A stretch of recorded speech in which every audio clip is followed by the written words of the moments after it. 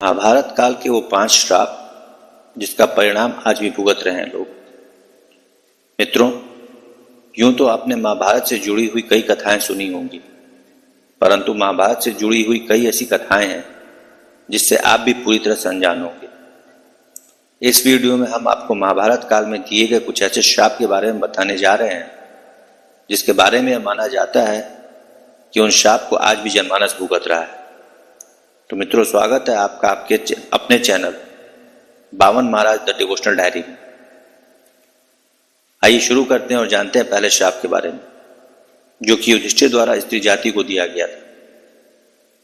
महाभारत में वर्णित कथा के अनुसार जब कुरुक्षेत्र में युद्ध के दौरान अर्जुन ने महारथी कर्ण का वध कर दिया, तब पांडवों की माता कुंती उसके शव के पास बैठकर विलाप करने लगी। यह देखकर पांडवों को बड़ा ही आश्चर्य हुआ कि आखिर ऐसी क्या बात है कि हमारी माता हमारे शत्रु के शव पर अपने आंसू बहा रही है। तब ज्येष्ठ पांडव युधिष्ठिर ने अपनी माता कुंती से पूछा कि माता, क्या बात है जो आप हमारे शत्रु कर्ण के शव पर विलाप कर रही हैं। तब माता कुंती ने बताया कि पुत्रों, जिसे तुम अपना शत्रु समझ रहे हो, वास्तव में वो तुम सभी का बड़ा भाई कर्ण राधेय नहीं बल्कि कौन्तेय था। अपनी माता के मुख से ऐसी बातें सुनकर पांडव बड़े दुखी हुए। कुछ क्षण रुककर युधिष्ठिर ने अपनी माता कुंती से कहा कि माता, ये बात तो आप सदा से जानती रही होंगी कि अंगराज कर्ण मेरे बड़े भाई थे, तब आपने हम लोगों को यह बात क्यों नहीं बताई? इतने दिनों तक यह बात आपने छुपाकर क्यों रखी? आपकी एक मौन ने आज हम सभी को अपने ही भाई का हत्यारा बना दिया। इसलिए मैं आज इस धर्मक्षेत्र कुरुक्षेत्र से सभी दिशाओं, आकाश और धरती को साक्षी मानकर सभी स्त्री जाति को श्राप देता हूं कि आज के बाद कोई भी स्त्री अपने अंदर कोई भी रहस्य नहीं छुपा पाएगी। दूसरा श्राप, जो कि श्रृंगी ऋषि ने राजा परीक्षित को दिया था। कथा के अनुसार 36 साल हस्तिनापुर पर राज्य करने के पश्चात जब पांडव द्रौपदी सहित स्वर्गलोक को प्रस्थान करने को हुए, तो उन्होंने अपना सारा राज्य अभिमन्यु पुत्र परीक्षित के हाथों में सौंप दिया। ऐसा माना जाता है कि राजा परीक्षित के शासन काल में भी हस्तिनापुर की सारी प्रजा युधिष्ठिर के शासन काल की तरह ही सुखी थी, परंतु कहते हैं ना कि होनी को कौन टाल सकता है। एक दिन राजा परीक्षित रोज की तरह वन में आखेट के लिए गए। तभी उन्हें वहां शमीक नाम के ऋषि दिखे, जो कि अपनी तपस्या में लीन थे और उन्होंने मौन व्रत धारण कर रखा था, परंतु राजा परीक्षित को यह बात नहीं पता थी। राजा परीक्षित ने कई बार ऋषि शमीक को आवाज लगाई, लेकिन चूंकि उन्होंने मौन व्रत धारण कर रखा था, इसलिए उन्होंने कोई जवाब नहीं दिया। यह देखकर राजा परीक्षित को क्रोध आ गया और उन्होंने क्रोध में आकर ऋषि के गले में एक मरा हुआ सांप डाल दिया। उधर जब यह बात ऋषि शमीक के पुत्र ऋषि श्रृंगी को पता चली, तो उन्होंने राजा परीक्षित को शाप दिया कि आज से 7वें दिन राजा परीक्षित की मृत्यु तक्षक नाग के डसने से हो जाएगी। और अंत में ऋषि श्रृंगी के शाप के कारण राजा परीक्षित की मृत्यु तक्षक नाग के डसने के कारण हुई। और ऐसा माना जाता है कि उसी के बाद कलयुग की शुरुआत हुई, क्योंकि राजा परीक्षित के जीवित रहते कलयुग में इतनी शक्ति और साहस नहीं था कि वह इंसानों पर हावी हो सके। और आज हम सभी इस कलयुग को उसी शाप के कारण भुगत रहे हैं। श्री कृष्ण का अश्वत्थामा को श्राप देना। महाभारत युद्ध के अंतिम दिन जब अश्वत्थामा ने धोखे से पांडव पुत्रों का वध कर दिया और इस बात का पता जब पांडवों को चला, तब पांडव भगवान श्री कृष्ण के साथ अश्वत्थामा का पीछा करते हुए महर्षि वेदव्यास के आश्रम में पहुंचे। पांडवों को अपने सामने देखकर अश्वत्थामा ने अर्जुन पर ब्रह्मास्त्र से हमला किया।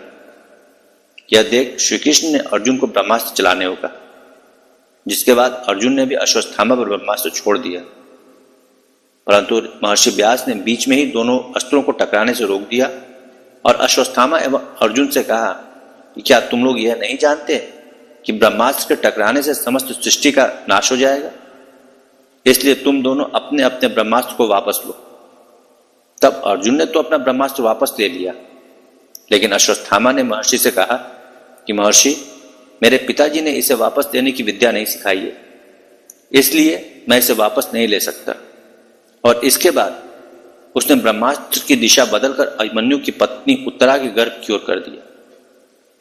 यह देखकर भगवान श्री कृष्ण ने अश्वत्थामा को श्राप दिया कि तुम 3000 वर्षों तक इस पृथ्वी पर भटकते रहोगे और किसी भी जगह या किसी भी पुरुष के साथ तुम्हारी बातचीत नहीं हो सकेगी। तुम्हारे शरीर से पीप और लहू की गंध निकलेगी, इसलिए तुम मनुष्यों के बीच नहीं रह सकोगे, दुर्गम वन में ही पड़े रहोगे।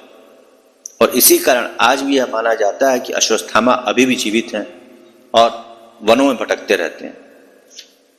चौथा शाप जो कि मांडव ऋषि ने यमराज को दिया था। महाभारत में मांडव ऋषि का वर्णन आता है। एक बार राजा ने भूलवश न्याय में चूक कर दी और अपने सैनिकों को ऋषि मांडव को सूली पर चढ़ाने का आदेश दे दिया, परंतु जब बहुत लंबे समय तक सूली पर लटकने पर ऋषि के प्राण नहीं गए तो राजा को अपनी भूल का एहसास हुआ तथा उन्होंने मांडव ऋषि को सूली से उतरवाया और अपनी गलती के लिए क्षमा मांगी। इसके बाद ऋषि मांडव यमराज से मिलने गए, तब पूछा कि किस कारण मुझे झूठे आरोपों में सजा मिली। तब यमराज ने ऋषि से कहा कि जब आप 12 वर्ष के थे तब आपने छोटे से कीड़े की पूंछ में सीख चुभाई थी, जिस कारण आपको यह सजा भुगतनी पड़ी।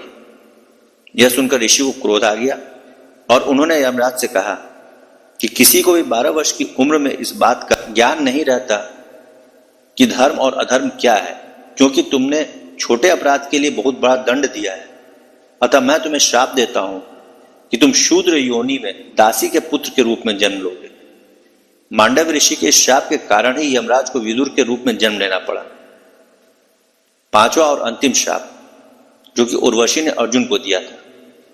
यह कथा उस समय की है जब 13 वर्ष के वनवास के दौरान अर्जुन दिव्यास्त्र की खोज में स्वर्गलोक को गए।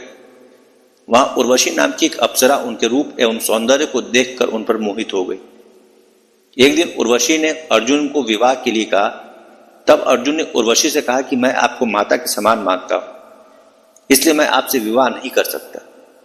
इस बात पर उर्वशी क्रोधित हो गई और अर्जुन से कहा कि तुम एक नपुंसक की तरह बात कर रहे हो, इसलिए मैं तुम्हें श्राप देती हूं कि तुम आजीवन नपुंसक हो जाओ तथा स्त्रियों के बीच तुम्हें नर्तक बनकर रहना पड़े।